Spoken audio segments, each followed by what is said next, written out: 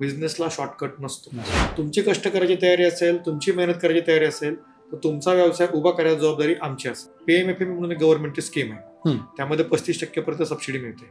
काय होतं, बऱ्याचदा फसवणूक भरपूर होत्या गोष्टीमध्ये, त्यामुळं प्रॉपर जेन्युइन माणसांपर्यंत आपली माणसं पोहोचत नाहीत. तर मग ते मिळवून आणण्याचं काम आम्ही करतो. जे घरची गाई आहे, घरचं दूध आहे, त्याला चांगला भाव द्यायचा असेल तर सरकारवर वाद घालण्यापेक्षा त्यापेक्षा बाय प्रोडक्ट तयार करून आपण ते चांगल्यात चांगला रेट कसा घेईल याचं नॉलेज घेणं गरजेचं आहे. जसं छत्रपती शिवाजी महाराज म्हणतात किंवा म्हणायचे किंवा आपल्या बरोबरीचे आपल्या बरोबरीला आले पाहिजे, त्यावेळेस एकमेकाला काही ना काही त्याचा फायदा होईल आणि सगळे मिळून आपण पुढे जाऊ. सर काय होतंय, गाईला चारा ते देतात, गाईचं पूर्ण संगोपन ते करतात, दूध ते काढतात, दुधाचा भाव ठरवायचा अधिकार त्यांना नाहीये. बरोबर.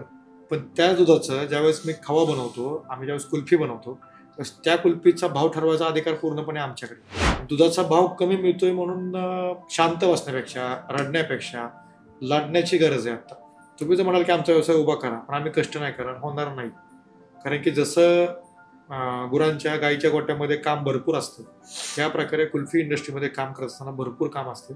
सगळ्या कामाला तुम्हाला पुरून उरावं लागतं, त्यावेळेस तुम्ही हा बिझनेस स्टँड करू शकता. छत्रपती शिवाजी महाराज की सीख है, अगर आपको सक्सेस होना है और उसके लिए आपके पास रास्ता नहीं है तो आपका रास्ता आप खुद बनाओ.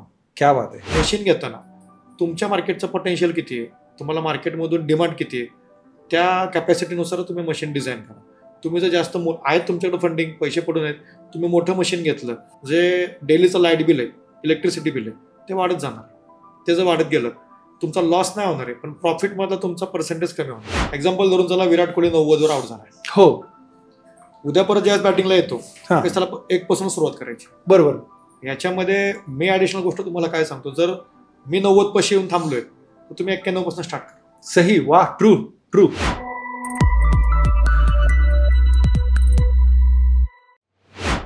नमस्कार मंडळी, स्वागत आहे आपलं आवडत्या पॉडकास्टमध्ये, कोच किरण पाटील शो मध्ये. मित्रांनो, आज आलेले आहेत चेतन सर. चेतन सर, तुमचं मनापासून धन्यवाद. धन्यवाद. आज आपल्या सोबत आहेत चेतन अशोक गायकवाड सर, जे गेल्या 2010 पासून कुल्फी इंडस्ट्रीजमध्ये आहेत. आणि मित्रांनो, 2023 पासून त्यांनी 300 विद्यार्थ्यांना कुल्फीचं ट्रेनिंग पण दिलं आहे. ज्या उद्योजकांना व्यवसाय करायचा आहे, बिझनेस करायचा आहे, काही सुचत नाही आहे, काय करावं, बऱ्याचशा कर्जाचा डोंगर झालाय, बरेचसे बिझनेसमध्ये लॉस झाला आहे आणि आता परत एकदा उभारी घ्यायची आहे तर चेतन गायकवाड सरांनी या ठिकाणी कुल्फीचा व्यवसाय कसा सुरू करावा, कसा वाढवावा, ब्रँडिंग कशी करावी याचं ट्रेनिंग देखील ते देत आहेत. ते केवळ कुल्फी तयार करण्याबद्दल नाही, तर गव्हर्नमेंटचं लोन कसं असतं, मशिनरी, पॅकेजिंग, त्याची ब्रँडिंग कशी करायची, सोशल मीडिया मार्केटिंग कसे करायचं आणि बिझनेसचे सगळे बारकावे, छोटे छोटे बारकावे जे मार्केटमध्ये शिकवले जात नाही, ते देखील ते अगदी सहज सोप्या आणि साध्या भाषेमध्ये शिकवतात. अगदी एखाद्याचं 5वी जरी शिक्षण असेल तरी सुद्धा त्याला समजेल अशा त्याच्या लँग्वेजमध्ये ते शिकवतात. चला, त्यांच्या प्रवासाबद्दल आणि ट्रेनिंग बद्दल आपण अधिक जाणून घेऊया. चेतन सर, पुन्हा एकदा आमच्या कोच किरण पाटील शो यामध्ये तुमचं स्वागत आहे. चेतन सर, मला जाणून घ्यायला आवडेल की 2010 मध्ये नेमकं तुम्ही कुल्फी इंडस्ट्रीजमध्ये कसा प्रवेश केला, म्हणजे काय असा इन्सिडेंट झाला की तुम्हाला कुल्फी याच क्षेत्रामध्ये तुम्हाला खूप फ्युचर दिसलं, ऑपॉर्च्युनिटी दिसली, संधी दिसली आणि आज तुम्ही एवढं मोठं एम्पायर उभं केलं. तर सुरुवात कशी झाली नक्की तुमची? सर, सर्वप्रथम माझ्याकडून सर्वांना जय शिवराय. जय शिवराय. सर, मी एक मराठी उद्योजक आहे. वडिलांचं पहिल्यापासून पान दुकान होतं. बरं. त्यामुळं फूड इंडस्ट्रीमध्ये किती प्रॉफिट मार्जिन आहे आणि फूड इंडस्ट्रीपेक्षा स्ट्रीट फूडमध्ये किती प्रॉफिट मार्जिन आहे हे बऱ्यापैकी माहिती होतं. आणि दुसरी गोष्ट, आईस्क्रीम लाईनमध्ये, कुल्फी लाईनमध्ये म्हणावं असं कॉम्पिटिशन नव्हतं. त्यामुळं हे चालू करणं गरजेचं आहे आणि याला पुढं मार्केट भरपूर मोठं आहे. ह्या गोष्टींची जाणीव असल्यामुळे आपण ते स्टेप बाय स्टेप चालू करत गेलो. चालू करत असताना सुरुवातीला बऱ्याचशा अडचणी आल्या, पण आपण त्यातनं मार्ग काढत आपण यातून पुढे निघत गेलो. बरं. त्या पद्धतीने आपण चालू केलं सुरुवातीला. पण कुल्फी इंडस्ट्रीज का, म्हणजे बाकीची इंडस्ट्रीज का नाही, कुल्फीच का? सर, आपण म्हणतो की बाबा याला 4 महिन्याचं काय म्हणतो आपण त्याला सीझन आहे, 5 महिने सीझन आहे, पण तसं नाहीये. अच्छा. ऍक्च्युली मार्केटचा बारकावा जर बघितला ना तर जुलै, ऑगस्ट, सप्टेंबर हे 3 महिने फक्त धंदा थोडासा स्लॅक राहतो. एक 10-20% धंदा चालू राहतो, व्यवसाय चालू राहतो. पण बाकी इतर 9 महिने 100% व्यवसाय चांगला चालतो. आणि प्रॉफिट मार्जिन तुम्ही चांगल्या प्रकारची क्वालिटी दिली, चांगल्या प्रकारचं तुम्ही जर प्रोडक्ट वापरलं तर 100% मार्जिन चांगलं मिळतं. चांगलं म्हणण्यापेक्षा मी तुम्हाला एकदम ओपनली बोलतो, मिनिमम 80% 200-300% पर्यंत मार्जिन आहे. बरं. तुम्ही मार्केट कसं कॅप्चर करताय, तुम्ही प्रोडक्ट कसं बनवताय, तुम्ही त्या प्रोडक्टला किती जीव ओतताय म्हणजे काय, त्याला तुम्ही व्यवस्थित किती हाताळताय, तुम्ही त्याला किती चांगले प्रोडक्ट वापरताय, त्यानुसार त्याची क्वालिटी चांगली येते. आणि एकदा आपलं नाव व्यवस्थित झालं, बरोबर, क्वालिटी चांगली झाली, ऑटोमॅटिक कस्टमर आपल्याला कुठूनही येतो. त्यामुळं ह्या सगळ्या गोष्टींचा एक अनुभव घेतला, एक अंदाज घेतला की बाबा याच्यावर पाठीमागं मार्केट किती मोठं आहे. त्यानंतर आपण कुल्फी इंडस्ट्री चालू करायचं प्लॅनिंग केलं. आणि होतं कसं सर, आईस्क्रीम म्हटलं की 90% 2 हाताने खायची वस्तू. हो, माणूस कुठेतरी एका ठिकाणी शांत बसून एका हातामध्ये कप, एका हातामध्ये स्पून. तसं कुल्फी म्हणजे चालू कामामध्ये खायची वस्तू असल्यामुळं हो, अगदी कार चालवताना सुद्धा तुम्ही कुल्फी आरामात खाऊ शकता. त्यामुळं बारकाईने जर बघितलं तर आईस्क्रीमपेक्षा कुल्फीला डिमांड भरपूर आहे. आणि आपल्या महाराष्ट्रात तरी आईस्क्रीमपेक्षा कुल्फीला डिमांड चांगलं आहे. त्यामुळे आपण कुल्फी इंडस्ट्रीमध्ये काम करायला ठरवलं. अच्छा, सुरुवातीला काय काय चॅलेंजेस आले बऱ्याच वेळेला? आता तुमचं हे सर, सुरुवातीला सगळ्यात मोठे चॅलेंजेस म्हणजे पहिली गोष्ट, काहीच माहिती नव्हतं. मशिनरी कुठल्या घ्यायच्या, कुठून घ्यायच्या, खरंच त्या एवढ्या रेटच्या असतात का, किंवा त्याचा रेट काही कमी जास्त असतो का, कसं असतं मार्केटला. सगळेजण आज आपापला व्यवसाय एक्सपांड करायसाठी बसलेले. त्यामुळं जी वस्तू 1.5-2 लाख रुपयात मिळते, त्या वस्तूची किंमत 2-2.25 लाख रुपये सांगितली जायची. आणि मग त्यानंतर आपण तिथे गेलं, थोडंसं बार्गेनिंग केलं की 2.25 लाखाची वस्तू 2 लाखाची, त्याची ऑलरेडी किंमत 1.5 लाख रुपये, त्याची किंमत आम्हाला 1.70-1.80 पर्यंत मिळाली. अच्छा, अक्षरशः आमच्यावर अनुभव झालेले आहेत, हे आम्ही बघितलंय. दुसरी गोष्ट म्हणजे रेसिपी. आपण जे म्हणतो कुल्फीतला मेन जीव असतो किंवा आत्मा असतो, ती रेसिपी कोणी मिळून देत नव्हतं. म्हणजे कुणाला विचारायला गेलं ते कॉम्पिटिटर जे लोक होते, आम्ही तर त्यांना कॉम्पिटिटर कधी मानतच नाही, पण प्रत्येकाला वाटतं की आपल्या बिझनेस मधला वाटा दुसरं कोणाला जायला नको. बरोबर आहे. त्यामुळं आपल्याला रेसिपी कोणी मिळून देत नव्हती. त्यासाठी मी सगळ्यात सुरुवातीला 2010 मध्ये वडिलांच्या मित्रामार्फत अमृतसरला गेलो, पंजाब अमृतसरला. त्या ठिकाणी जाऊन आम्ही म्हणजे रेसिपी वगैरे शिकलो. त्यांचा व्यवसाय काय आहे काय नाही ते पूर्णपणे म्हणजे हे करून घेतला, आपल्याला ते सगळ्या गोष्टी समजून घेतल्या. आणि मग त्यानंतर आपण स्टेप बाय स्टेप सुरुवातीला बारामतीमध्ये 4 ठिकाणी 4 हातगाडे लावले होते. हातगाडीनं पहिल्यांदा व्यवसाय चालू केला. त्या व्यवसायामध्ये सुरुवातीला आपल्याकडे घरातलंच 2-3 माणसं आपली दिवसभर राबायची आणि कमिशन बेसिसवर 4 ठिकाणी हातगाडीवर आपण काम चालू केलं होतं. पण टप्प्याटप्प्याने हळूहळू जसं नॉलेज वाढत जाईल तसं त्याचं पॅकेजिंग कसं केलं पाहिजे, ब्रँडिंग कसं केलं पाहिजे, तसं मार्केटिंग कसं केलं पाहिजे, ह्या गोष्टी अवगत होईल तसं आपण हळूहळू पुढे जायला लागलो. सुरुवातीला या सगळ्या अडचणी येत होत्या, पण त्यातनं आपण हळूहळू पुढे निघत.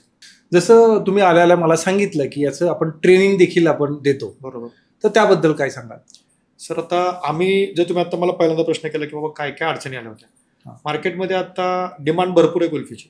कोणती एक कंपनी, आपण आता ट्रेनिंगच्या वेळेस पण कोणाचं नाव घेत नाही, पण एक एक्झाम्पल म्हणून जे आपल्या इंडियातली सगळ्यात मोठी कंपनी अमूल कंपनी मोठी आहे आपल्या इंडियामध्ये. अमूल हे एकटा पूर्ण मार्केटला माल नाही सप्लाय करू शकत, कारण की एवढं मोठं मार्केट आहे, खूप मोठं मार्केट, कोणा एकाचं काम नाहीये.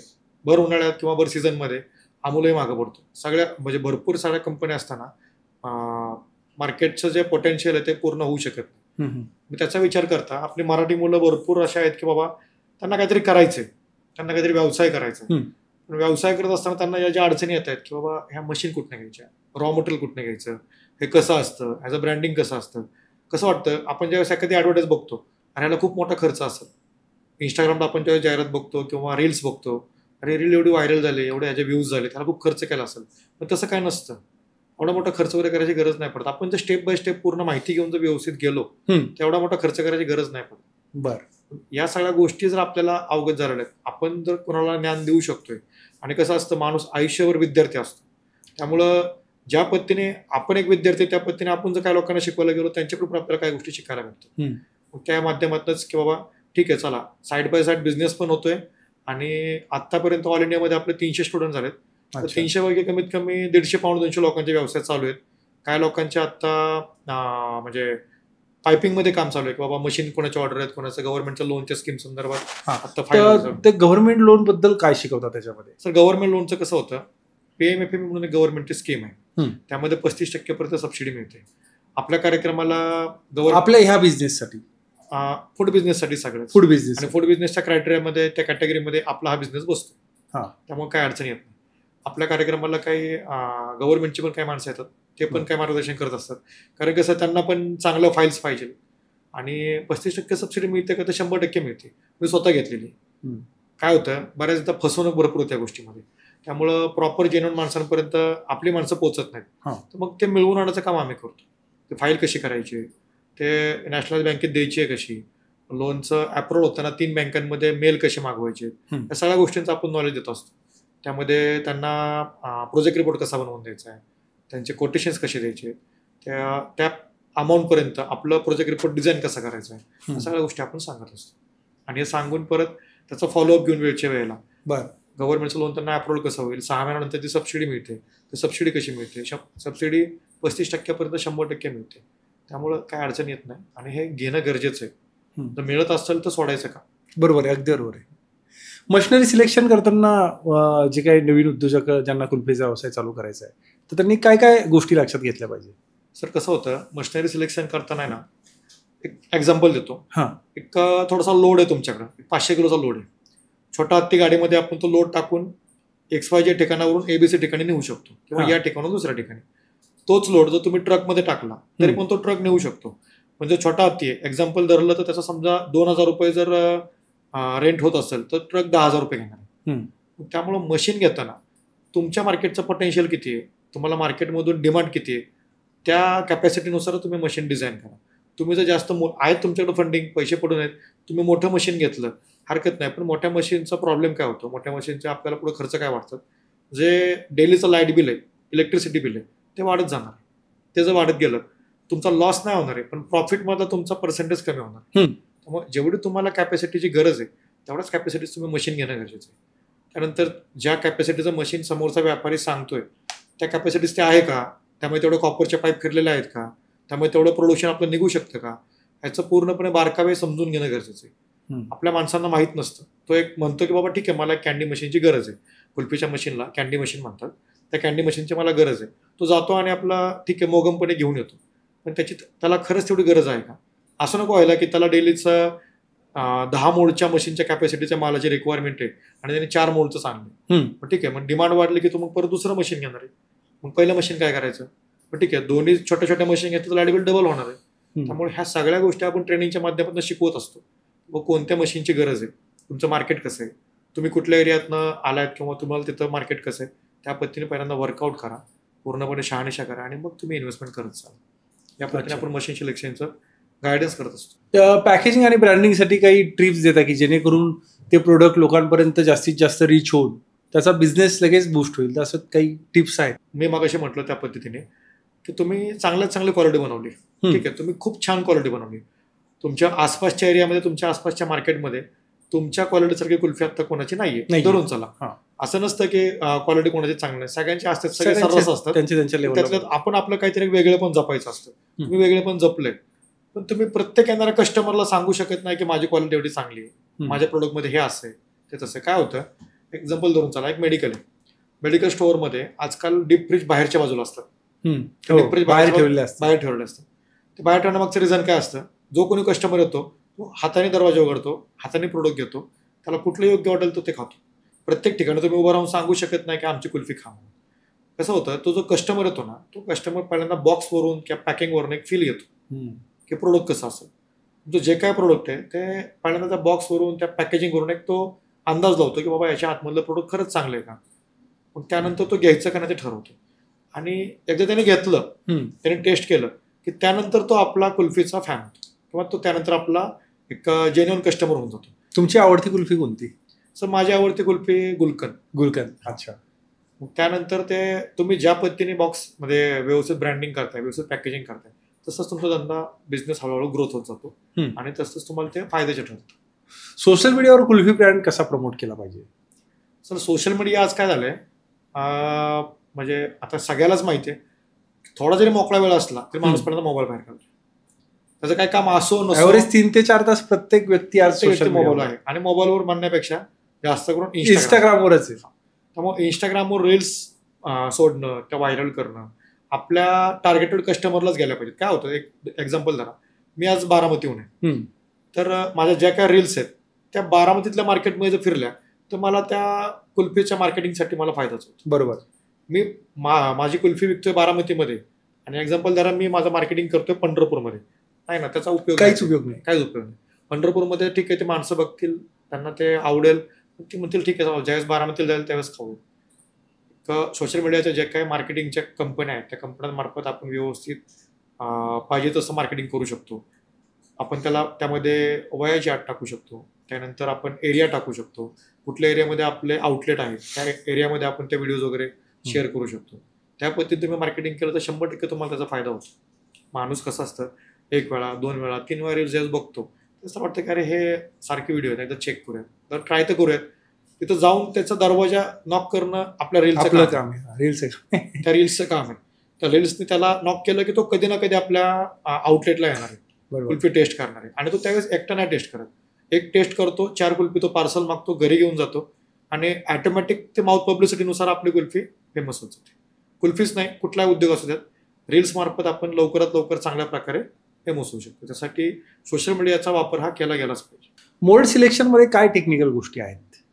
सर, मोल्ड सिलेक्शन मध्ये कसं होतं, किती ml कुल्फी आपल्याला विक्री करायच्या त्यानुसार कुल्फी आपल्या एरियामध्ये कशा प्रकारे त्याचा साईज सेट केली पाहिजे. म्हणजे मोठी कुल्फी करायची, जाडी करायची, त्याला वेगळ्या प्रकारचा शेप द्यायचा आहे. मार्केटला भरपूर प्रकारचे मोल्ड अवेलेबल आहेत. त्यापैकी आमचे एक मित्र आहेत हे सागर मोल्ड म्हणून, जे की आहेत सांगलीमधून, स्वतः मोल्ड बनवतात. ते स्वतः मोल्ड बनवत असल्यामुळं आपल्याला पाहिजे ते मोल्ड पाहिजे त्या साईजमध्ये वगैरे ते कस्टमाइज वगैरे करून देऊ शकतात. मोल्डमध्ये पण भरपूर प्रकारचे कॉम्पिटिटर आहेत किंवा डमी माणसं पण आहेत की पैसे घेऊन गायब होतात. त्यामुळे जेन्युइन माणसं असणं गरजेचं आहे. गीता इसेन्स म्हणून सांगलीमध्ये आहे, त्यांचे पण मोल्ड वगैरे चांगले आहेत. आम्ही स्वतः ते वापरतोय. ते वापरत असल्यामुळं आम्हाला त्याचा अनुभव आला. आम्ही तेच सगळ्या गोष्टी पुढे विद्यार्थ्यांना शेअर करतो बाबा या पद्धतीने वापरा. कारण की कसं होतं, मोल्ड घेतल्यानंतर कमीत कमी त्या मोल्डने 2 ते 3 तरी सीझन काढले पाहिजे. कारण की मिठाचं पाणी, कॅल्शियमचं पाणी हे थोडंसं हार्ड असतं आणि कंटिन्यू गार गरम मध्ये ते एसेस जरी असतील लीक व्हायचे चान्सेस असतात. ते कमीत कमी 3 वर्ष जरी वापरले तरी आपले पैसे वसूल होतात. त्यामुळं आम्ही जे वापरतो ते मोल्ड आम्ही पुढे सजेस्ट करत असतो. त्यामुळं तुम्हाला मार्केटला कशी डिमांड आहे त्याच्यानुसार तुम्ही मोल्ड घेऊ शकता. मोल्डचा आम्ही तुम्हाला पूर्ण ब्रोशर दाखवतो, त्याचे सायझेस सांगतो, त्यानंतर त्यामध्ये त्याचे नंबर्स असतात, त्याला कोड नंबर वगैरे म्हणतात, ते आम्ही तुम्हाला सजेस्ट करत असतो कशा पद्धतीने घ्यायचे आहेत, काय घ्यायचे आहेत, त्याच्यानुसार तुम्ही पुढे घ्यायचे असतात. मग आपल्या ट्रेनिंग प्रोग्राममध्ये जे आपण शिकवतो तर तुमचा जी काही जर्नी आहे 2010 पासून जे काही तुम्ही अनुभव घेतलेले आहेत आता 2025 पर्यंत, तर ते तुम्ही सगळे ट्रेनिंगच्या माध्यमातून शेअर करतात. आणि ज्या गोष्टी तुम्ही वापरताय तुमच्या शोरूमसाठी, कुल्फीसाठी, बिझनेस वाढवण्यासाठी, त्याच गोष्टी तुम्ही ट्रेनिंगच्या माध्यमातून विद्यार्थ्यांना शेअर करा. बरोबर. म्हणजे त्यांचा जो काही बिझनेस चालू केल्यानंतर जो काही स्ट्रगल पिरियड आहे 15 वर्षाचा, तो त्यांचा डायरेक्ट 15 वर्ष डायरेक्ट ते पुढे जातात. त्यांना मी तुम्हाला 2 मिनिटं थांबवतो. त्यामध्ये मी एक बोलू इच्छितो. एक्झाम्पल धरून चला, विराट कोहली 90 वर आउट झालाय. हो, उद्या परत ज्यावेळेस बॅटिंगला येतो त्याला 1 पासून सुरुवात करायची. बरोबर. याच्यामध्ये मी ऍडिशनल गोष्ट तुम्हाला काय सांगतो, जर मी 90 पाशी येऊन थांबलोय तर तुम्ही 91 पासून स्टार्ट करा. सही, वा, ट्रू. 1 पासून गरज नाही. खूप छान, जबरदस्त. त्यामध्ये होतं कसं, जो काय आमचा 14-15 वर्षाचा अनुभव आहे तो अनुभव आम्ही तुम्हाला, जसे राईस प्लेटची थाळी असते त्या थाळीमध्ये सगळं 1 टाइम शेअर केलं जातं, 1 टाइम सर्व केलं जातं. त्या पद्धतीने मी तुम्हाला 1 टाइम सगळं देतो. आणि किती दिवसाचा कोर्स आहे? 2 दिवसाचा कोर्स आहे. अच्छा, रेसिडेन्शियल. आतापर्यंत किती विद्यार्थ्यांना तुम्ही ट्रेन केलेलं आहे? आतापर्यंत ऑल इंडियामध्ये 300+ झालेले. त्यातला सगळ्यात पहिल्या स्टुडंटचा काय अनुभव? सर, अनुभव सांगायचं जर वेळ आली तर भरपूर अनुभव. सुरुवात पहिल्या स्टुडंटचा पहिल्या बॅचला 17 ऍडमिशन होते. त्यातला पहिला जो ऍडमिशन झाला त्याचा काय अनुभव? त्यात सगळ्यात पहिलं ऍडमिशन आमचं, मी इथं आवर्जून सांगू इच्छितो, सांगताना तांगाव काटा येतोय, कारण की पहिल्यांदा आमच्या विश्वास ठेवणारे कोणी नव्हते. पण रत्नागिरीतले वाखणकर म्हणून काका आहेत, वयस्कर आहेत, शीतल कुल्फी म्हणून त्यांच्या कुल्फीचं ब्रँडचं नाव आहे. मस्त व्यवसाय चालू आहे. दरवर्षी आता 2 वर्ष झाले ते माझ्याकडे शिकून गेलेत. पहिल्या वर्षी त्यांनी त्यांच्याकडून एक आंब्याची पेटी मला पाठवली गिफ्ट म्हणून. त्यानंतर दरवर्षी त्यांच्याकडून आपल्याकडे 2-3 आंब्याच्या पेट्या येत असतात. हे का? ट्रेनिंग घेऊन गेल्यानंतर सुद्धा त्या माणसांचा आपला विश्वास आहे. विश्वास कशामुळं, की बाबा 1 टाइम त्यांना सगळ्या गोष्टी शिकवल्यात. असं नाही की प्रत्येक वेळेस त्यांना मला कॉल करायचा आहे किंवा माझा दरवाजा नॉक करायचा, काही गरज नाही. 1 टाइम तुम्ही सगळ्या गोष्टी शिकल्यात, तुमचा व्यवसाय आता बिझनेस चालू आहे, तुम्ही त्या पद्धतीने पुढे चालू. आणि लवकरच ते आत्ता परत म्हणतात की मला आईस्क्रीम पण शिकवा. आपण आईस्क्रीमचं ट्रेनिंग देत नाही, पण ते शिकवा म्हणतात, कारण की त्यांना कुल्फीतून एक अनुभव आलेला आहे. त्यांचा व्यवसाय मस्त सेट झालेला आहे. त्यांचा जुना व्यवसाय आहे, ते कोकम सरबत वगैरे ह्या ज्या गोष्टी आहेत ते बरंच काय काय बनवत आहेत.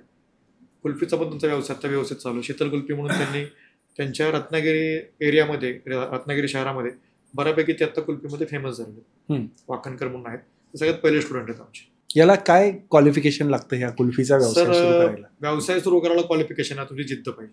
हां. आम्ही प्रत्येक वेळेला सांगत असतो, आम्ही मार्गदर्शन करतोय, त्यात काय म्हणजे दुमत नाहीये, पण या व्यवसायामध्ये मेहनत भरपूर आहे, कष्ट भरपूर आहे. आमची याच्या आधीची पण एक व्हिडिओ होती, त्या व्हिडिओमध्ये पण आम्ही सांगितलं होतं, तुमची कष्ट करायची तयारी असेल, तुमची मेहनत करायची तयारी असेल, तर तुमचा व्यवसाय उभा करायची जबाबदारी आमची असेल. तुम्ही जर म्हणाल की आमचा व्यवसाय उभा करा, पण आम्ही कष्ट नाही करणार, होणार नाही. कारण की जसं गुरांच्या गाईच्या गोट्यामध्ये काम भरपूर असतं, त्या प्रकारे कुल्फी इंडस्ट्रीमध्ये काम करत असताना भरपूर काम असते. सगळ्या कामाला तुम्हाला पुरून उरावं लागतं. त्यावेळेस तुम्ही हा बिझनेस स्टँड करू शकता. बिझनेसला शॉर्टकट नसतो. तुम्ही कुठलाही बिझनेस करा, अगदी शेअर मार्केट जरी असेल, त्याचा पूर्णपणे तुम्हाला अभ्यास करावाच लागतो. बिझनेसला कुठलाही शॉर्टकट नसतो. पैसे मिळतात का? पैसे मिळतात. भरपूर मिळतात का? भरपूर मिळतात. आणि बिझनेस आपला एक्सपांड होतो का? एक्सपांड पण होतो. पण तुम्हाला तिथं मेहनत करायची आहे, तुम्हाला भरपूर मेहनत करायची. मेहनत जास्त करून करावी लागते तुम्हाला. साधारण जानेवारी महिन्यापासून ते मे महिन्यापर्यंत, या 4-5 महिन्यामध्ये तुम्हाला कुठेही जायला यायला, लग्न असो, साखरपुडा असो, मुंज असो, काही कार्यक्रम असो, तुम्हाला कुठं जाता येता येत नाही. तुम्हाला पूर्णपणे बिझनेसवर कॉन्सन्ट्रेशन करायचं. कॉस्टिंग आणि रेट डिझायनिंगचा फॉर्म्युला काय असतो? सर, कॉस्टिंग आणि डिझायनिंगमध्ये तुमचं मार्केट कसं आहे, एक्झाम्पल धरून चला की आता आम्हाला बारामतीपासून जवळ म्हटलं तर पुणेसारखी मेट्रो सिटी आहे. या सिटीमध्ये ज्यावेळेस आम्हाला मटेरियल द्यायचं आहे, आमचं प्रोडक्ट द्यायचं आहे, त्यावेळेस त्याचं त्या मेट्रो सिटीनुसार किंवा त्यातल्या काही ठराविक एरियानुसार आम्ही रेट फिक्स करतो. त्यानुसार रेट फिक्स केला जातो. तोच रेट बारामतीसारख्या ठिकाणी चालेल का असं काही भाग नसतो. बारामतीत सुद्धा तो रेट चालतो, पण त्याच्यातल्या काही एरियामध्ये चालतो, काही एरियामध्ये नाही चालत. त्यामुळं प्रत्येक ठिकाणी आपल्या प्रोडक्टची रेट कमी जास्त करण्यापेक्षा ज्या एरियामध्ये आपला प्रोडक्ट चांगला जातोय, ज्या एरियामध्ये आपल्याला रेट चांगला भेटतोय, त्या एरियामध्ये मटेरियल सेल करणं, प्रोडक्ट सेल करणं गरजेचं. त्या पद्धतीने आपण त्याचा रेट वगैरे फिक्स करायचा.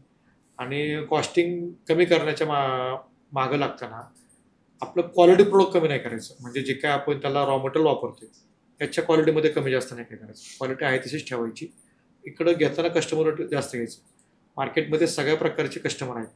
जास्त रेट देणारे पण आहेत, बार्गेनिंग करणारे पण आहेत, आणि लो रेटचं पण घेणार आहे. आपण होता होईल तेवढं मिडल लेवलने चालायचं.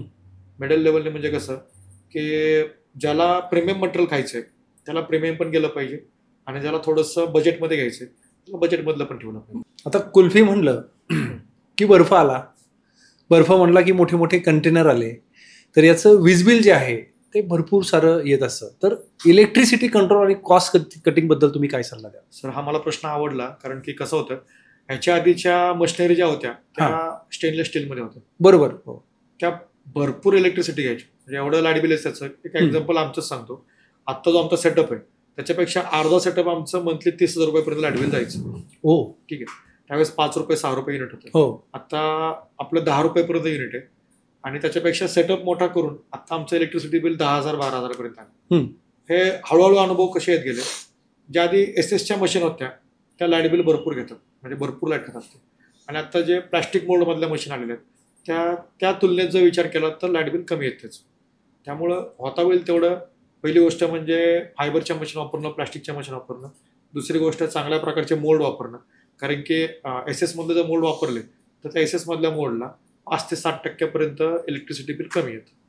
कसं येतं काय तर आपण ट्रेनिंगच्या माध्यमात शिकवत असतो. कारण की ते कसं होतं, आता मी समोरासमोर तुमच्यावर गप्पा मारत असताना असं सांगू शकत नाही, पण ते समोरासमोर ज्यावेळेस आपण ट्रेनिंग घेतो, प्रॅक्टिकल लाईव्ह ट्रेनिंग, त्यावेळेस ट्रेनिंग मध्ये हे सगळं लाईव्ह दाखवलं जातं. पूर्ण 2 दिवस लाईव्ह असतं. एक दिवस थेरॉटिकल असतं, एक दिवस प्रॅक्टिकल असतं. कारण कसं होतं, एक दिवस पहिल्यांदा आल्यानंतर तो जो कोणी पर्सन येतोय तो पहिल्यांदा थोडासा कम्फर्ट झोनमध्ये आला पाहिजे, त्याला सगळं थोडंसं कम्फर्टेबल वाटलं पाहिजे. मग त्यानंतर दुसऱ्या दिवशी आपण त्या प्रॅक्टिकल घेत असतो. त्यामुळे दोन्ही गोष्टी आपण दाखवतो की बाबा साधे मोल्ड आणि एसएसचे मोल्ड आहेत फरक काय आहे, किती वेळात मटेरियल बनते, त्याला लाईट बिल कसं कमी लागते, त्या सगळ्या गोष्टी आपण समोरासमोर सांगत असतो. प्रीमियम प्रोडक्ट रेसिपी तयार करताना काय विशेष लक्ष देता?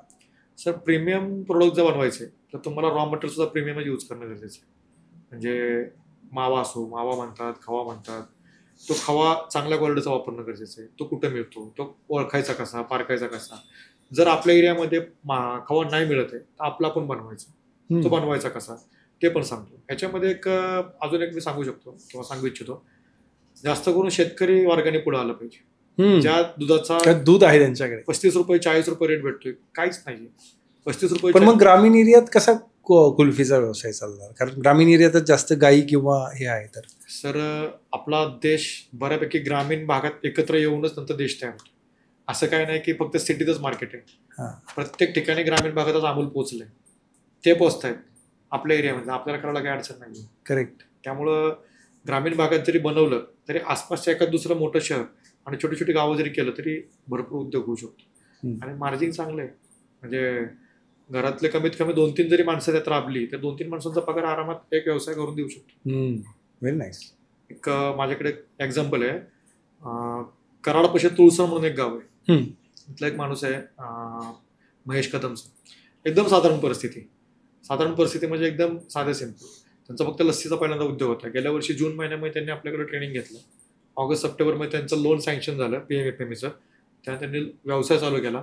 आता नवरा बायको आणि घरातल्या अजून दुसरी 2 माणसं असे 4 माणसं दिवसभर राबतात. जेवढं प्रोडक्शन निघेल संध्याकाळपर्यंत सगळं सेल झालं असतं. सध्या मार्केटमध्ये कोणते कोणते अपडेटेड फ्लेवर्स चालतात आणि तुमचा आवडता फ्लेवर कुठला? सर माझा आवडता फ्लेवर गुलकंद आहे. अपडेटेडमध्ये मार्केटमध्ये आता बऱ्यापैकी डिमांड वाढली आहे फ्रूट कुल्फीची. फ्रूट कुल्फी त्यामध्ये सीताफळ आहे, पेरू आहे, जांभूळ आहे, पायनॅपल आहे, स्ट्रॉबेरी आहे, मँगो खूप दिवसापासून मार्केटला आहे. आमचा स्पेशल म्हटलं तर आम्ही कोकोनट तयार केलाय. Tender coconut. त्यामध्ये एकदम म्हणजे जे कोकोनटचा पल्प येतोय तो पल्प त्यामध्ये डायरेक्ट घालायचा आहे. कुल्फी एकदम मस्त लागते, एकदम म्हणजे सुपर असते. आणि जेवढं होईल तेवढा इसेन्सचा वापर नाही का, नॅचरल पद्धतीने कुल्फी बनवायची. आणि फ्रूटच्या कुल्फीमध्ये तर होता होईल तेवढं नॅचरलच करणं गरजेचं आहे. म्हणजे कसं कस्टमरला बरोबर त्या फ्रूटची टेस्ट गेली पाहिजे. त्या फ्रूटची टेस्ट गेली की तो पण ऑटोमॅटिक परत आपल्या कुल्फीचा फॅन होतो. तुमच्या ट्रेनिंगमध्ये कोणते टेक्निकल सिक्रेट्स शिकवले जातात? टेक्निकल सिक्रेट्समध्ये सगळ्यात महत्त्वाचं रॉ मटेरियल कोणतं वापरायचं ते अवेलेबल कुठून करायचं हा सगळ्यात महत्त्वाचा मुद्दा आहे. कारण की ते कुल्फीमध्ये किंवा त्या प्रोडक्टमध्ये तुम्ही काय घालताय, तुम्ही काय टाकताय त्या प्रकारे त्याची क्वालिटी असते. आम्ही सजेस्ट करतो 6.5-7% फॅटवालं म्हशीचं दूध वापरा. त्या प्रकारे व्यवस्थित भट्टीवर भाजलेला जो दाणेदार लालसर खवा असतो तो खवा वापरा. याच्याबरोबर ज्या काही इतर गोष्टी आहेत, स्टॅबिलायझर पावडर म्हणा, पल्प म्हणा, ह्या कुठल्या वापरायचे, किती प्रमाणात वापरायचे. कसं असतं एखाद्या प्रोडक्टची क्वालिटी चांगली आहे म्हणून ती प्रमाणाच्या बाहेर पण तुम्ही टाकू शकत आणि कमी पण टाकू शकत नाही. कारण की कमी जर टाकलं तर मग त्या कुल्फीला त्याचा टेस्ट येणार नाही, त्याचा स्वाद येणार नाही. त्यामुळं ज्याची जेवढी डिमांड आहे, जेवढी अपेक्षा आहे त्या प्रकारेच आपण ते टाकणं गरजेचं असतं. त्या सिक्रेट्स आहेत, ते सगळ्या सिक्रेट्स आपण ट्रेनिंगच्या वेळेस एक्सपोज करतो. 300 विद्यार्थ्यांमध्ये काही खास स्टोरी आहे का की जी तुम्ही शेअर करू इच्छिता? तर तसे सगळेच खास आहेत आणि सगळ्यांबरोबर रिलेशन चांगले असल्यामुळं सगळेच विद्यार्थी आपल्यासाठी स्पेशल आहेत. त्यामध्ये एक्झाम्पल घेतलं तर सांगली साईडला गेलं तर सिद्धू यमगर आहे, पराग सायर आहेत, बालाजी कुल्फी, त्यानंतर साईराम कुल्फी. इकडं नाशिक साईडला गेलं तर सारथी कुल्फी आहे, द केकीज म्हणून एक आहेत. अजून एक मॅडम आहेत, त्यांच्या कुल्फीचं मला नाव लक्षात नाही येते, सॉरी मी नाव विसरलो. त्यानंतर बीड साईडला छोट्या गावामध्ये गेलं तर जगदंब कुल्फी, समर्थ कुल्फी, हिमालय, सगळे आपले स्टुडंट आहेत. आपल्या पेजला जेवढे व्हिडिओज आहेत तेवढे सगळे आपले स्टुडंट आहेत. आपले ऑल महाराष्ट्रामध्ये 300+ ऑल इंडियामध्ये 300+ आहेत. त्यापैकी कमीत कमी 150-200 आता महाराष्ट्रामध्ये आहे. काकडे कुल्फी आहे पुण्यामध्ये नक्षत्र कुल्फी आहे, जगदंब कुल्फी आहे, अजून मेघ मल्हार कुल्फी आहे. अशा भरपूर आहेत आणि सगळे आपले स्टुडंट आहेत सगळे. आणि अजूनही मार्केटला येत आहेत. मार्केटचं पोटेन्शियल. मित्रांनो, तुम्हाला देखील कुल्फीचा म्हणजे व्यवसाय करायचा असेल पण व्यवसाय सुचत नाहीये काय करावा, तर नक्कीच तुम्ही सरांना कॉन्टॅक्ट करा. खाली डिस्क्रिप्शनमध्ये नंबर दिलेला आहे कुल्फीच्या व्यवसायासाठी. तर ट्रेनिंग नंतर तुम्ही काय स्टुडंटला सपोर्ट देता? सर ट्रेनिंग नंतर सगळ्यात महत्त्वाचा पार्ट त्यावेळेस चालू होतो. ट्रेनिंगच्या वेळेस ठीक आहे, समोरासमोर आहेत तोपर्यंत ठीक आहे, पण ऍक्च्युली आमचा पार्ट ट्रेनिंगच्या नंतर चालू होतो. म्हणजे काय, सपोज आता कोणी ट्रेनिंग घेऊन गेल्यानंतर लगेचच तो 8 दिवसामध्ये 1-2 महिन्यामध्ये व्यवसाय चालू करायला शक्यच नाही. त्याला फंडिंग उभं करावं लागतं, लोनसाठी फाईल द्यावं लागते, तिथे वेळ लागतो. आपण या सगळ्या गोष्टी अनुभवल्यात, त्याला किती वेळ लागतो काय ते आपल्याला सगळं माहिती आहे. 2 महिन्यानंतर 3 महिन्यानंतर ज्यावेळेस तो व्यवसाय चालू करतो, ज्यावेळेस तो रेसिपी बनवायला घेतो, त्यावेळेस त्याला 100% फोन येतो, सर मला रेसिपीला अडचण येते, सर मला मशीन घेताना अडचण येते, किंवा मशीनमध्ये कॅल्शियमचं मिठाचं पाणी करत असताना आम्हाला प्रॉब्लेम येतो, कसं करायचं. त्या सगळ्या गोष्टी आम्ही डिझायनिंग करून त्यांना व्यवस्थित सांगत असतो, कशा पद्धतीने करायचं, काय करायचं. रेसिपी सांगत असतो. आणि ज्यावेळेस एखादा म्हणतो की बाबा सर मला परत तुमच्या प्लांटला यायचं, तर त्यावेळेस आपण त्यांना सांगतो की सर या, काय हरकत नाही, आमचं प्रोडक्शन चालू असेल त्यावेळेस तुम्ही या, आणि आज आमचं प्रोडक्शन तुम्ही करा, आम्ही तिथे उभं राहतो आणि आमचं प्रोडक्शन तुम्ही करा. एवढा सपोर्ट सर कोणी देत नाही जो तुम्ही देताय, खरंच अप्रिशिएटेड. आपण जर ठरवलंय ना की मराठी माणूस पुढे घ्यायचाच आहे, त्याला हात द्यायचाच आहे, अर्धवट नाही द्यायचा, त्याला पूर्णपणे हात द्यायचा, त्याला पूर्ण सपोर्ट द्यायचा, तो आपल्या बरोबरीने आलाच पाहिजे. जसं छत्रपती शिवाजी महाराज म्हणतात किंवा म्हणायचे की बाबा आपल्या बरोबरीचे आपल्या बरोबरीला आले पाहिजे, त्यावेळेस एकमेकाला काय ना काय त्याचा फायदा होईल आणि सगळे मिळून आपण पुढे जाऊ. त्या पद्धतीने सगळ्यांना पुढे घ्यायचं असेल तर आपल्याला ट्रेनिंगच्या माध्यमातून शिकून गेलेले जे स्टुडंट आहेत त्यांना सपोर्ट करणं गरजेचं आहे. एखाद्या छोट्या गावातून आलेल्या व्यक्तीने हा व्यवसाय सुरू करावा असे तुम्हाला वाटते का, आणि का? 100%. कारण की काय होतं, आज मार्केटमध्ये बघितलं तर परप्रांतीय लोकांची या व्यवसायामध्ये भरपूर मक्तेदारी झाली. त्यांचा मला प्रचंड राग येतो. राग येण्यामागचं कारण काय, डॉक्टर बाबासाहेब आंबेडकरांनी दिलेल्या संविधानामध्ये तुम्ही भारताच्या कुठल्याही कानाकोपऱ्यात जाऊ शकता, तुम्ही कुठेही जाऊन व्यवसाय करू शकता, तुम्ही मेहनत करू शकता, पैसे मिळवू शकता, सगळ्या गोष्टी बरोबर आहेत. पण त्याच्याबरोबर तुम्ही इथल्या मराठी माणसाच्या जीवाशी खेळू नका. उगाच ज्या कुल्फीमध्ये आईस्क्रीममध्ये ज्या वस्तू टाकायच्या त्याच टाका, उगाच काय पण टाकून त्यात तुम्ही कॉस्ट कटिंग करून घेणार आणि तुम्ही तुमचे प्रॉफिट कमवणार. कशासाठी? चांगलं प्रोडक्ट वापरून तुम्ही चांगलं जर प्रोडक्ट खायला घातलं तर काहीच अडचण नाही. ग्रामीण भागातल्या मुलांना तर पुढे आलंच पाहिजे, त्यांनी या गोष्टी शिकल्याच पाहिजे. कारण की शहरी भागातच फक्त व्यवसायात अशातला काय भाग नाही, ग्रामीणमध्ये पण व्यवसाय चांगला, ग्रामीणमध्ये चांगले पैसे मिळतात.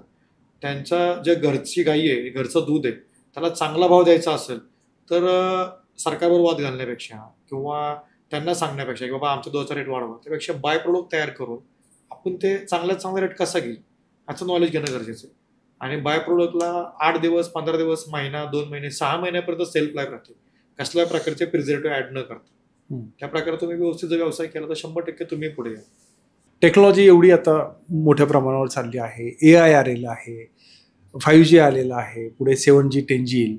तर अशा इंटरनेटच्या जागतिक युगामध्ये साधारण कुल्फीच्या बिझनेसला फ्युचर तुम्हाला काय दिसतंय, सर? कसं दिसतंय? सुरुवातीला पहिल्या वर्षी 60 ते 70 स्टुडंट ट्रेनिंग घेऊन गेले होते. दुसऱ्या वर्षी जवळपास 200-250च्या आसपास स्टुडंट ट्रेनिंग घेऊन गेले. तरीही मार्केटला डिमांड कमी नाहीये. सांगायचं एवढंच आहे की हे आमच्याकडून ट्रेनिंग घेऊन गेले, प्लस मार्केटमध्ये स्वतःहून व्यवसाय चालू करणारे वेगळे. बिझनेस भरपूर मोठा आहे, मार्केट भरपूर वास्ट आहे. आणि मार्केटने जर विचार केला तर जागतिक लेवलला आपल्या देशाची लोकसंख्या 1 नंबरला आहे. हेच मोठं पोटेन्शियल आहे आपल्यासाठी. दरवर्षी नवीन विद्यार्थी येत आहेत, दरवर्षी कॉलेज पासआउट करून बाहेर पडणारे पण आहेत. ज्या पद्धतीने दरवर्षी पासआउट करून बाहेर पडतायत त्या पद्धतीने नवीन विद्यार्थी येतात, म्हणजेच आपलं कस्टमर पण वाढतंय. त्यामुळं मार्केट भरपूर मोठं आहे, फक्त तुमची करायची तयारी असू द्या. पुढच्या 5 वर्षामध्ये तुम्ही सह्याद्री ड्रायफ्रुट्सला कुठे बघताय? तर सह्याद्री ड्रायफ्रूटपेक्षा सह्याद्री ड्रायफ्रूटची जी फॅमिली वाढते ते पुढच्या 5 वर्षामध्ये यातले बरेचसे लोक महाराष्ट्राबरोबरच पूर्ण इंडिया आणि बाहेर पण एक्सपोर्ट करायचं प्लॅनिंग करतात. एक्सपोर्ट झालाच पाहिजे, कारण की आपल्या प्रोडक्टला क्वालिटी चांगली आहे. आपल्या प्रोडक्टमध्ये दूध म्हणा, खवा म्हणा, ह्या सगळ्या गोष्टींची क्वालिटी चांगली असल्यामुळं एक्सपोर्ट करायला पण काही अडचण नाही आहे. आमच्याकडे बरेचसे स्टुडंट पुढच्या 5 वर्षामध्ये 100% एक्सपोर्टचं प्लॅनिंग करतात. सर, तुमच्या ट्रेनिंग प्रोग्राममध्ये जर सहभागी व्हायचा असेल, भाग घ्यायचा असेल, तर काय प्रोसेस कशी आहे आणि कशा पद्धतीने तुम्हाला अप्रोच करायचं किंवा काय? सर, ट्रेनिंग प्रोग्राममध्ये येण्यासाठी आपण काय करतो, सुरुवातीला आत्ता जे काय ट्रेनिंग झालेले आहेत त्याचे काय सक्सेस स्टोरी आपण पुढे लिंक शेअर करतो की आतापर्यंत बाबा ट्रेनिंग घेऊन गेल्यानंतर कोणाकोणाचे व्यवसाय सक्सेस झाले. ठीक आहे, काय लोकांचे फीडबॅकची एक आपल्याकडे लिंक आहे, ते लिंक एक आम्ही शेअर करतो. आणि महिन्यातून एखाद दुसरी बॅच, सहसा करून एक बॅच आम्ही घेत असतो. आता तेवढं सॅटर्डे संडे आम्ही बॅच घेतो, जेणेकरून 2 दिवसाचा सुट्टीचा वेळ आपल्याला मिळतो. आणि आपण याचे 16,000 रुपये फीस घेतो. सुरुवातीला आपण 4,000 रुपये घेऊन बुकिंग करून घेतो आणि त्यानंतर आपण कार्यक्रमास पूर्ण शेड्यूल देत असतो. त्यामुळे 2 दिवस कार्यक्रमादरम्यान चहा, नाश्ता, जेवण आणि 1 दिवस लॉजिंग हे सगळं आमच्याकडे असतं. महिन्यातून किती बॅच साधारण होतात? तर महिन्यातून 1 किंवा 2 बॅच. 1 किंवा 2 कंपल्सरी होतात? कंपल्सरी असं नाही, कारण की आमचं पण प्रोडक्शन असल्यामुळं आम्ही पहिल्यांदा त्या प्रोडक्शनकडे बघत की बाबा इथं कमी नाही पडलं पाहिजे, म्हणजे जे कोणी आपले कस्टमर आहेत त्यांना माल कमी नाही पडला पाहिजे, ते बघत ट्रेनिंग करून. कारण कसं होतं, ट्रेनिंग घेऊन गेल्यानंतर जे फोन कॉल्स असतात ते खूप असतात. त्यामुळे असं नाही की फक्त ट्रेनिंग अटेंड करण्यासाठी काही तुम्ही प्रोसेस सेट केली का तुम्ही स्वतःच? नाही, मी स्वतःच. कसं होतं, प्रोसेस सेट करायला काही अडचण नाही, पण समोरच्या माणसाचा प्रॉपर प्रश्न काय आहे त्याला प्रॉपर उत्तर दिलं गेलं पाहिजे. कोणतरी आपण एक ऑफिस बॉय म्हणा किंवा कोण लेडीज असं आपण तिथं सपोज कॉलिंगसाठी ठेवलं तर त्यांना ते प्रश्न कळणं गरजेचं आहे. त्याला तिथले तुला एक उत्तर मिळणं गरजेचं आहे. समोरचा माणूस एक अपेक्षेने फोन करतो की सरांना फोन केला म्हणजे 100% आपल्याला यातून सोल्युशन मिळणार आहे. आणि मग त्यानंतर तो ऑफिसमधून जो कोणी असेल तो आपल्याला कॉल करणार, आपण त्याला उत्तर देणार, तो पुढे देणार. याच्यामध्ये कनेक्टिव्हिटी लगेच होत नाही, कधी वेळ जातो, समोरच्या माणसाला लॉस व्हायची शक्यता असते. त्यापेक्षा डायरेक्ट 1 to 1 आपलं बोलणं झालं पाहिजे. कुल्फी बिझनेस सुरू करायचा असेल तर साधारण किती इन्व्हेस्टमेंट लागते? सर मिनिमम एक 3.5-4 लाख रुपयाच्या आसपास इन्व्हेस्टमेंट लागते. म्हणजे रबडीची मशीन म्हणा, कुल्फीची मशीन म्हणा, काय डीप फ्रीज, त्यासाठी लागणारे काय पल्प म्हणा, रॉ मटेरियल म्हणा, तर सगळ्याला मिनिमम एक 3-3.5 लाख रुपये इन्व्हेस्टमेंट आणि एक 10x15ची वगैरे रूम लागते. याच्यात आपण एक छोटा मोठा बिझनेस चालू करू शकतो. छोटा मोठा म्हणजे एक तासाला 500 कुल्फीच्या आसपासचे कुल्फी आपण टार्गेटेड चालू करू शकतो. त्यानंतर तुम्ही म्हणजे आउटलेट कसं करताय, पार्लर कसं करताय, तो खर्च तुमचा जसा तुम्ही खर्च कराल तसा वाढत जाणार. एक इनिशियल स्टेजला सुरुवातीला 3-3.5 लाखामध्ये तुम्ही मॅक्स टू मॅक्स 4 लाख रुपये चालू करू शकता. तुमच्या मते ब्रँड तयार करताना सगळ्यात मोठी चूक कोणती लोक करतात? सर कसं होतं, ट्रेनिंग घेऊन गेल्यानंतर कुल्फीची टेस्ट घेतल्यानंतर ते स्टुडंट एवढे एक्सायटेड होतात की त्यांच्या हे लक्षात येत नाही की आपण चालू करून थोडंसं आधी अनुभव घ्यावा. ते काय करतात, ट्रेनिंग घेतात, टेस्ट करतात, खुश होऊन जातात एकदम की बाबा ठीक आहे आपल्याला पाहिजे अशी टेस्ट मिळाली, आता काहीच हरकत नाही, आपण व्यवसाय चालू करू. जवळ फंडिंग असतं किंवा बँकेतनं घेतात, तसंही चालू करतात. आणि कशाचाही काही अनुभव नसताना मी 2 फ्रांचायझी चालू करणार, मी 5 फ्रांचायझी चालू करणार, मी 10 करणार, मी या तालुक्यात जाणार, मी त्या शहरात जाणार. पण हे सगळं करत असताना आपल्याकडं तेवढं प्रोडक्शन होतंय का, आपण तेवढं कॅपेबल आहे का, हा काय म्हणतो आपण त्याला, कोल्ड चेनचं एक मार्केट आहे, आपण त्या तालुक्यापर्यंत माल पोच करू शकतोय का, तेवढे आपल्याकडे त्या कॅपॅसिटीची गाडी आहे का, किंवा त्या कॅपॅसिटीचे आपल्याकडे डीप फ्रीज आहेत का, ह्याचा विचार न करता फक्त काय नाही आपल्याला फ्रांचायझी वाढवत असताना त्याच्याकडे माल कमी नाही पडला पाहिजे. माल वाढवत असताना आपलं सपोज डेलीचं 100 लिटरचं प्रोडक्शन आहे तर डायरेक्ट तुम्ही 400 लिटरवर केलं तर 400 लिटर करत असताना त्याची क्वालिटी अजिबात ढासळली नाही पाहिजे. क्वालिटी आहे अशी सस्टेन व्यवस्थित राहिली पाहिजे. त्यासाठी स्टेप बाय स्टेप जाणं गरजेचं असतं. सुरुवातीला 1-2 फ्रांचायझी मॉडेल आपण स्वतःच्या नावाने चालू करा, त्याला व्यवस्थित कस्टमरला माल जाऊ द्या, कस्टमरचे फीडबॅक घ्या, कुठल्या जे कस्टमर आपले एंड कस्टमर आहेत त्यांचे फीडबॅक घ्या. ठीक आहे, आता आपण ते व्यवस्थित सेट झालं तर मग टप्प्याटप्प्याने तुम्ही चाला. उगाच चालू करायचं आहे म्हणून पहिल्या आठवड्यातच आपण एक चालू केलं, दुसऱ्या आठवड्यात दुसरं, तर ह्या तालुक्यात त्या तालुक्यात गडबड करू नका. आहे मार्केट आपलंच आहे, मार्केट कुठेही जाणार नाहीये. फक्त व्यवस्थित क्वालिटी द्या आणि त्याला सर्व्हिस व्यवस्थित द्या. या क्षेत्रामध्ये सर्व्हिस खूप महत्त्वाची.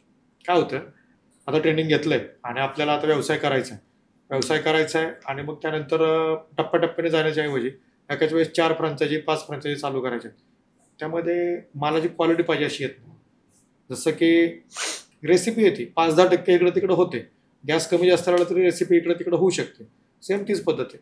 टप्प्याटप्प्याने गेलं तर मग काय अडचण येत नाही. एकदम तुम्ही अचानकच जर मोठ्या मोठ्या ऑर्डर घ्यायला सुरुवात केली तर 100% तुमच्या प्रोडक्टमध्ये व्हेरियंट येणार आहेत, बदल येणार आहेत, त्यामुळे अडचणी येऊ शकतात. टप्प्याटप्प्याने चाला, सगळ्या गोष्टी होणार आहेत.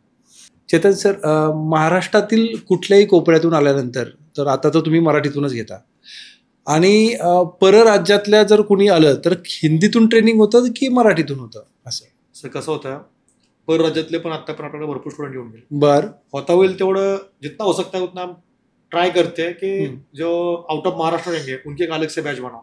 हाँ, वो सेशन पूरा का पूरा हिंदी में ले लो, क्योंकि एक ही बात अगर 2 लैंग्वेज में सिखाना पड़े तो बहुत दिक्कत होती है. तो उनकी हिंदी से बैच अलग होती है? हिंदी वाली बैच पूरी अलग होती है. Very nice. ओके. और मराठी वाली अलग होती है? मराठी वाली अलग बैच होती है. Fantastic. क्या होता है, वो जो मराठी वाले बंदे रहते हैं, अपना कोई छोटे से सिटी में से भी कोई आए तो भी उसे हिंदी समझ में कोई दिक्कत आए तो उससे अच्छा है उसको मराठी में पूरा एक सेशन ही मराठी में लो. अगर कोई महाराष्ट्र के बाहर से ज़्यादा लोगों की डिमांड है तो उनका पूरा एक बैच ही अलग से बना जाता है, तो फिर वो सेशन पूरा का पूरा हिंदी में होता है. सर, ये सीखने के लिए कौन से राज्य से आते हैं अपने पास? वैसे देखा जाए तो अभी तक गुजरात हो गया, हाँ, MP है, हाँ, रायपुर, उत्तराखंड है, चेन्नई है तमिलनाडु से, हाँ, उसके बाद हैदराबाद है, हाँ, कर्नाटका है. ओके. ऐसे 8-10 राज्य में से अभी तक स्टूडेंट अपने पास आके वेरी नाइस, फैंटास्टिक, बहुत अच्छा लगा मुझे कि मराठी की बैच अलग, हिंदी की बैच अलग, काफी अच्छा दोनों अलग अलग किया तो सामने वालों को भी सीखने में दिक्कत नहीं आती, इंटरेस्ट आता है, इंटरेस्ट नहीं आता, इंटरेस्ट अपनी लैंग्वेज में सिखाना, उसका फायदा होता है दोनों को भी, मुझे भी और उनको भी। Very nice. आई होप कि कुछ सालों बाद बाहर के देशों से आपके पास सीखने के लिए आए। सर वैसा पूरे तरीके से प्रयास किया जाएगा, आउट ऑफ इंडिया भी आ जाए। आपने ये मुकाम पे आ गए, तो ये क्या सीक्रेट है जो ये मुकाम पे आ गए आप? क्या ऐसे 3 सीक्रेट है? सर सबसे पहली बात काफी तो छोटी, मतलब छोटे से शुरुआत किया था और आज उसका एक बड़ा पौधा बन गया है। सर उसमें एक छत्रपति शिवाजी महाराज की सीख है, अगर आपको सक्सेस होना है और उसके लिए आपके पास रास्ता नहीं है तो आपका रास्ता आप खुद बनाओ। क्या बात है, इसी रास्ते पे चलते चलते रास्ता खुद बनाया हुआ। चेतन सर, आपल्या या कार्यक्रमाच्या माध्यमातून तुम्ही आपल्या मराठी तरुण शेतकऱ्यांना काय संदेश द्याल? त्यांच्या पुढील वाटचालीसाठी तुम्ही काय मार्गदर्शन कराल? सर हा प्रश्न आवडला, कारण की कसं होतं आज शेतकऱ्यांची परिस्थिती खूप हालाकीची आहे। हो, कारण की एकतर मनाजोगा भाव मिळत नाही, पाणी नाही। सर काय होतंय, गाईला चारा ते देतात, गाईचं पूर्ण संगोपन ते करतात, दूध ते काढतात, दुधाचा भाव ठरवायचा अधिकार त्यांना नाहीये। बरोबर, पण त्या दुधाचं ज्यावेळेस मी खवा बनवतो, आम्ही ज्यावेळेस कुल्फी बनवतो, त्या कुल्फीचा भाव ठरवायचा अधिकार पूर्णपणे आमच्याकडे, आम्ही ठरवू शकतो। एक एक्झाम्पल, जी कुल्फी मार्केटला आता 10 रुपयाला जाते साईज मध्ये, तेच कुल्फी आम्ही 20 रुपयाला विकतो। आम्ही 20 रुपयाला का देऊ शकतोय? कारण की आम्ही त्या प्रकारे ते प्रोडक्ट बनवले, बरोबर, क्वालिटी। त्यामुळेच मी या तुमच्या माध्यमातून मी शेतकऱ्यांना एक सांगू इच्छितो की तुम्ही चांगल्यात चांगलं कुल्फी बनवा, चांगल्यात चांगलं खवा बनवा। फक्त कुल्फीच नाही, तुम्ही खवा बनवू शकताय, इतर दुधाचे पण प्रोडक्ट ते पण तुम्ही बनवू शकताय।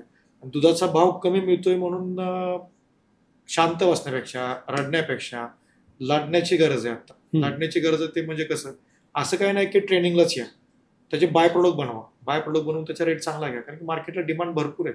आता जर बघतो तर आपण पुण्यासारख्याच ठिकाणी पनीरमध्ये किती भेसळयुक्त पनीर आता सापडते।